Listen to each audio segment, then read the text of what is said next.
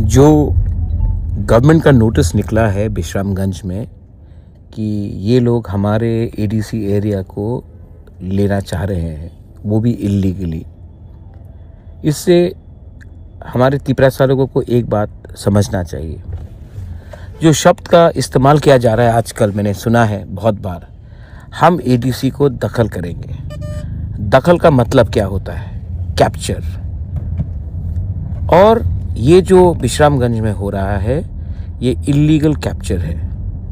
ये लोग हमारा 6 शेड्यूल एडीसी को ख़त्म करके बंद करना चाहते हैं, जिसके लिए श्यामाचरण त्रिपुरा, द्रव कुमार यांग, नागेंद्र जमातिया, बीके रांखोल ने पूरा ज़िंदगी फाइट किया और इतने साल के बाद एडीसी मिला। आज यही लोग हमारा एडीसी और 6 शेड्यूल को छीनकर हमें मजबूर करना चाह रहे हैं।